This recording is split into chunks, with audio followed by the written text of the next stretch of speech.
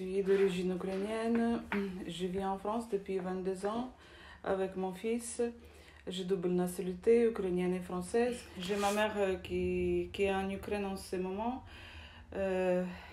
avec mon frère et sa femme et leur fille de 3 ans. Et fort pour confronter l'ennemi incontrôlable qui ne va pas à l'encontre des négociations diplomatiques et qui a décidé de trouver le chemin de la guerre.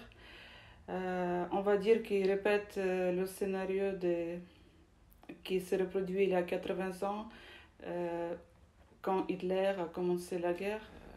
Tous les matins, je me lève à la pensée aux Ukrainiennes et à ma famille. Et à 6 heures du matin, dès que je me lève, je regarde les infos si la guerre n'a pas encore commencé. Ma mère ne panique pas jusqu'au dernier moment. Elle croyait que ça ne va pas aller trop loin. Et jusqu'à hier dans la ville, tout était calme. Les gens ne se précipitaient pas pour partir.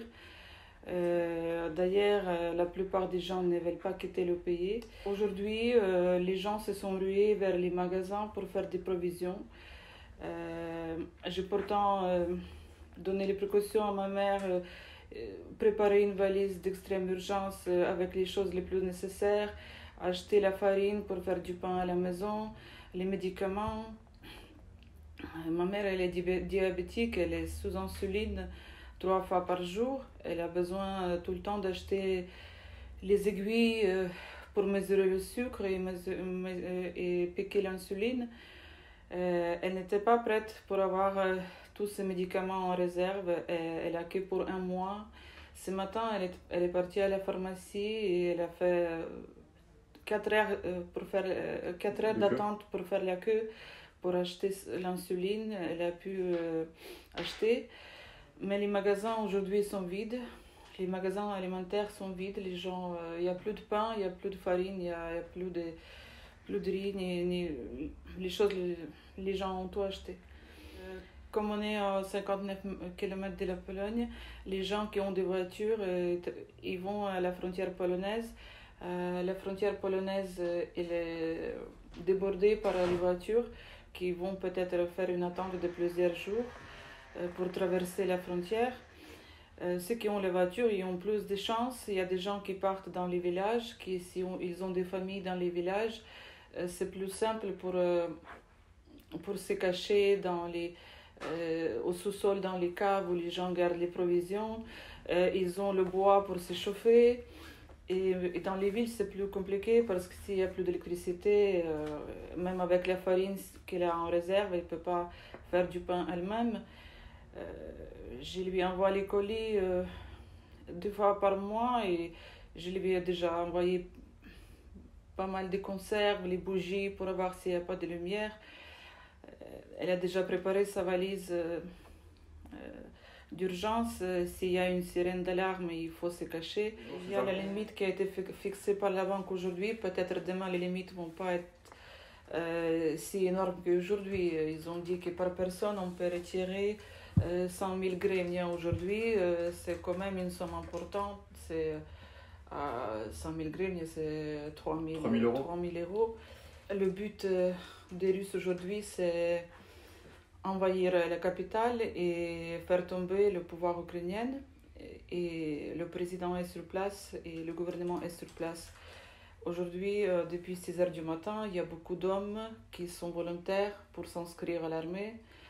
Et ils font la queue et on peut regarder plusieurs reportages télévisés d'Ukraine qui montrent que les hommes qui connaissent la médecine ou qui ont déjà servi à l'armée dans les années soviétiques, à l'âge 50, 60 ans même, qui se présentent eux-mêmes volontaires. Aujourd'hui, les Ukrainiens ont subi pas mal de pertes et les attaques se produisent surtout sur les bases militaires ukrainiennes. Ma mère est confiante un peu en ce moment dans la ville à côté de chez nous. Il n'y a pas vraiment de bases militaires avec les armes qui sont cachées. Les Russes cherchent à couper et brûler les ponts qui traversent les rivières pour les habitants, pour qu'ils soient bloqués dans les quartiers. pour ne pas pouvoir sortir. Les Ukrainiennes ne veulent pas la guerre, ils ont cherché juste être libres et indépendants. On ne peut pas annexer le pays de 45 000 habitants, millions d'habitants. La solution qui peut changer les choses, c'est le peuple russe se lève.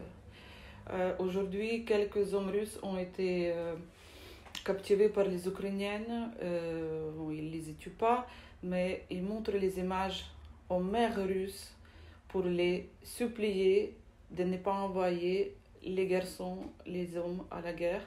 Et pour arrêter, c'est que si le peuple russe commence à manifester et montrer la solidarité avec le monde entier, on va dire, parce que beaucoup des pays sont derrière nous. C'est vrai que l'Ukraine a un peu d'expérience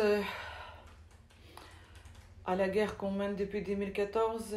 On a une armée, mais les forces aériennes ukrainiennes sont très faibles.